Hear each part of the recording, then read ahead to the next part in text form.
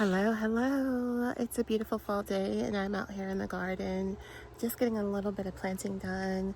I'm working in one of the new raised beds that we have as a Vigo garden box, and I am officially dubbing this box my roots box because it's right now it's got carrots planted in it, it's got radishes planted in it, and a little bit of like salad turnips. And so what I'm doing now is just going back through and filling in some spaces that didn't grow, or where I had some gaps at, because I want to fill this box up. And so of course the radishes aren't going to be in there for very long because they're quick to grow. Most radishes take about 30 days or so, 30 days or less to grow, but I do have some longer radishes going into this box. Like I have a black Spanish radish that takes about 60 days to grow, and this Chinese red meat radish, I didn't look it up, but I got this one from Baker Creek. I'm not exactly sure how long this one takes, but I think that it is on the longer side. Doesn't really tell me either, but it's fall, it's cool weather season where we can have sweaters or sweatshirts on, and it's also a great time to plant your roots. And so that's what I'm doing today. Let me show you what the box looks like so far. Okay, so as you can tell, some of these are just going to get picked out because they're not going to grow. When your roots start to look spindly like that, you could just let it go because they're just not going to grow. And these have been in here long enough where they should have grown roots already, and since they haven't, I'm just going to pull them. And then this will be good food for the chickens because they love this, and we could give it to the pigs, but it's a small amount, so there's really no reason for us to give it to the pigs. Now, if by chance there is some small possibility that these could continue to grow and develop roots, I will leave them in there. What I like to do is just push the dirt or the soil over them a little bit more and just kind of give them a good way to try to grow. But as you can see, some of these needed to get thinned out because that didn't happen. Next to that, looks like we've got some beets in there, and I don't have my book out here, so you guys will have to forgive me because I'm not exactly sure what everything is, but these look like beets to me. These ones right here look like we got some beets growing, and these look like they're salad turnips, but they obviously need to get thinned as well. Next to that, we've got some new radishes. Some of them are starting to develop some good roots, so that will be good. And this is the row where I just planted in those Chinese meat radishes. Next to that, we've got some carrots growing, more beets. It looks like more radishes in that row, and then more carrots at the very, very end. So this is officially my box of roots, and we're gonna see what happens with this. Now, when I like to grow roots like radishes and carrots and all, I do fertilize the box with bone meal. Bone meal contains lots of phosphorus. It allows them to develop really good roots, and then we can all enjoy carrots and radishes and turnips and things of the such. So we're just gonna let this box grow and continue to see what happens with it. This is another box that we have that is full of choy. And I'm not going to be doing any planting in this box today, but what I am going to do is come in here and just get up these little tiny baby weeds that we have. If you do not pick these while they are small, they will explode, and then before you know it, you have a humongous box of weeds. And we just don't want that to happen because we spent a lot of time clearing out this box of all of these weeds, and we want to make sure that the food that we have in here can actually grow. And so weeding is such a really, really important part of growing food, farming, gardening, whatever you like to call it. And so it's something that we try to make sure that we take care of each and every single week to prevent the weeds from taking over, from stealing all of the nutrients in the boxes. We want the plants to thrive and grow. Weeds also hold are a good hiding space for pests, and that's not something that we want. We don't want to give the pests anywhere else to hide because they have plenty of other spaces. And so it's really important to get in your garden and clean up where you see any little tiny baby weeds. And so usually I have on gloves, but I just thought I was going to be planting today. But it's like I'm going to be getting out some weeds too. So important part of farming for sure. Oh, I thought it was done, and just when I thought it was done, what's happening? There's a whole bunch more over here, so let's grab those as well. See how weeds can even grow in the shade underneath your plants? You might not have even known that those were under there if I didn't come over here and check. And I really thought I had them all, but I obviously didn't. Oh, it looks like there's some ants in there, so I better be careful because I've got on sandals as well. So we're gonna come back to that when I'm better equipped. Alrighty, coming over to this wooden garden box. I believe that this is the box where we planted some additional greens in at, but they didn't grow. If I'm not mistaken, this is where I planted the collards, and my collard seeds, they might be old, so I'm just going to continue to keep trying. Good things here in Southeast Alabama is that we have milder winters, so we can actually grow collards literally like all year long. And so I'm not going to plant collards in here again because I already tried it once, but today I'm going to be doing another green in here that we like to grow, and it is a pretty quick growing green that we get from Johnny's Seeds. Now these seeds might be a little bit old as well, so I'm not sure where they're going to do, but if they do grow, it's going to be great. So you'll find that when I've got really, really small seeds, I just like to sprinkle because that makes it easier on my life. So that's what we're going to do here, is just sprinkle it in. And these seeds are super, super, super small. Let me show them to you guys here. They are so small.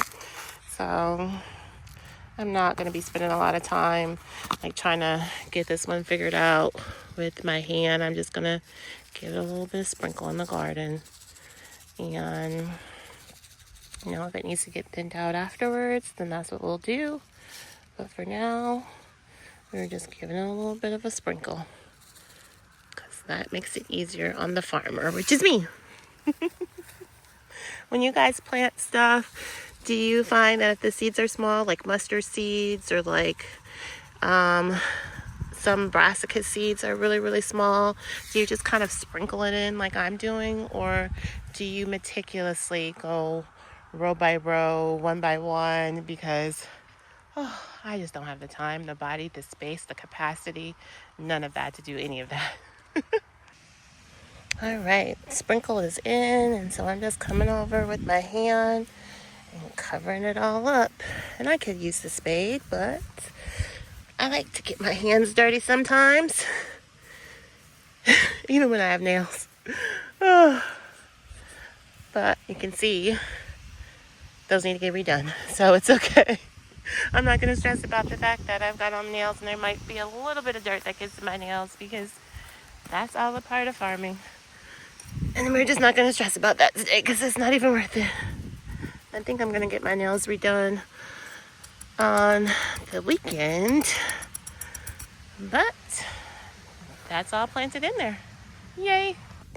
And I just want to take a minute and let you guys see the growth that's happening here.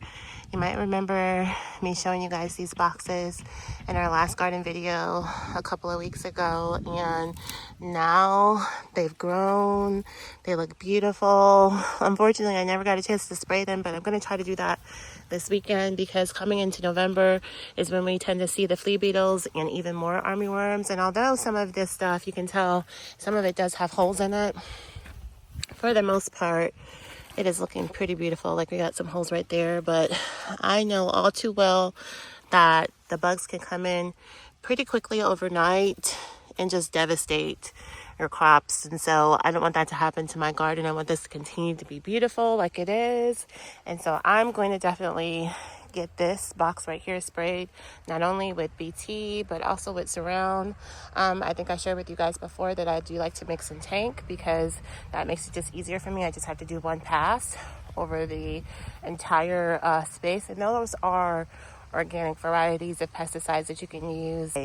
And so you want to get in here and do both of those as preventative measures, because it protects your crops, and then you get to eat this food. Or if you sell like I do, you also get to make sure that your customers get beautiful leafy greens that look like this and that aren't all you know, tore up with holes or eaten up or whatever. You want to give them the freshest vegetables, but also the freshest looking vegetables as well. And so that's what we're achieving by making sure that we protect our crops here.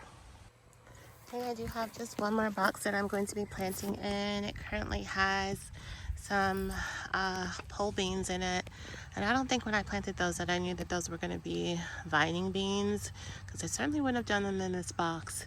But we've got a big empty space that we're going to use, and I'm going to plant some kale right in here in this box. Now it does have some weeds in here, but I'm not going to pick up the weeds right now. I'm just going to we'll pick out some of them because I just don't want them to interrupt my process of growing.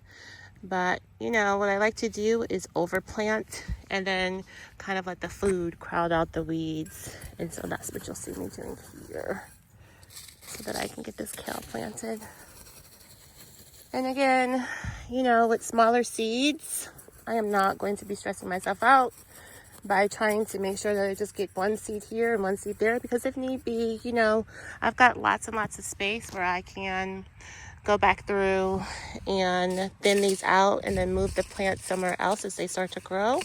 And so these aren't as small, but they are small enough where I'm also going to do that same sprinkle method. So that's what we'll do here.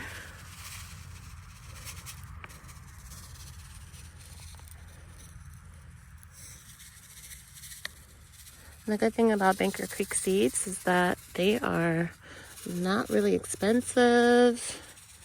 So if all that kale grows, that's going to be so much food that we were going to have to be able to eat throughout the rest of the fall and into winter. And also that we can freeze and put up. So yay, I'm excited for that. And these beds are a little bit dry because it rained earlier in the week, but it hasn't rained since.